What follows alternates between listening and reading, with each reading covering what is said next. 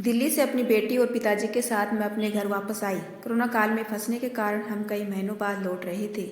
मैंने अपने किराएदार को फ़ोन कर बता दिया था कि हम अमुक तारीख को सुबह पहुंच जाएंगे। किराएदार का परिवार वहीं पास के एक गांव में रहता था।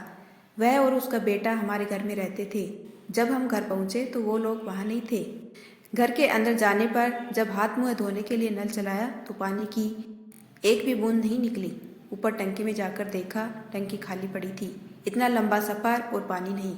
गुस्से में मैंने फ़ोन किया तो वो बोले पानी बहुत कम आता था, पर थोड़ा भरकर मैं पुनः चला गया। हमारे यहाँ सरकारी नल से सुबह शाम तय समय पर पानी आधा घंटे के लिए ही आता है। अब हम सब भुनाए बड़बड़ करते शाम का इंतजार कर रहे थे। इतने में ही गांव से किराएदार की पत्नी आई। दीदी प्रणाम। मैं उसे देखते ही भड़क उठी। उसको अनाप शनाप बकने लगी। पानी नहीं रहने का सारा दोष उसके ही सिर पर मढ़ दिया। मेरा मकान आज ही खाली कर दो। वो बेचारी हक्की बक्की सी मुझे देखने लगी। पर मैं तो दीदी यहाँ नहीं रहती हूँ। मैंने कहा मैं कुछ नहीं जानती, बस जो कह दिया सो कह दिया। उसने धीरे से मेरी तरफ मिठाई का डब्बा पकड़ाते हुए कहा, बधाई हो दीदी, आप दादी बन गई। बहू को बेटा हुआ है आज ही। मैं क्रोध में इतना आपा खो चुकी थी कि गुस्से से मैंने उसका डिब्बा उठाकर रख दिया। कुछ बोली नहीं। अपने घर में आ गई। वह वापस अस्पताल चली गई। मैंने भी कोई खोज खबर नहीं ली। मैं एक जगह पार्टी में गई थी। इतने में मोबाइल पर मैसेज आया जो किराएदार के छोटे बेटे का था। आंटी संजय का बेटा खत्म हो गया, यानी उसके बड़े भाई का। मैं मैसेज देखकर शन रह गई। वहाँ से तुरंत भागकर घर आई। मुझे अपनी बातें याद कर बड़ी ही आत्मग्लानि हो रही थी। आज तो उसकी छठ पूजा थी। हे भगवान, पहला बच्चा, वो भी मात्र 6 दिन का। गांव में वैसे भी लड़का होने की अलग ही खुशी होती है। सब जगह बधावा मिठाई भेजी जा रही थी।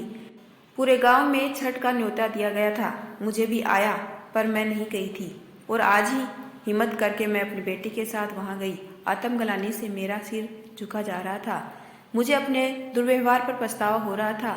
बहू को तो तुरंत सुबह ही उसके मायके वाले ले गए। संजय की मम्मी मुझसे लिपट कर रोने लगी। मेरे दुख का पारावार नहीं था।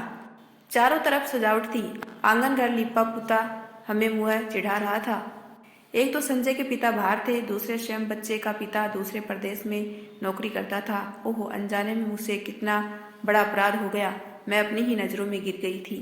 वो बेचारी पोते की खुशी में मिठाई लेकर आई और हम बहू के मायके भी गए। मैंने उसे रोते हुए धीरज बंधाया। बेटा रो मत, तुम्हारी गोद शीघ्र ही भरेगी। आज जब मुझे उसके माँ बनने की खुशखबरी मिली तो मैं हृदय से प्रभु से प्रार्थना करती हूँ, भगवान उसकी खाली झोली भर देना, बच्चे को स्वस्थ और दीर्घायु करना।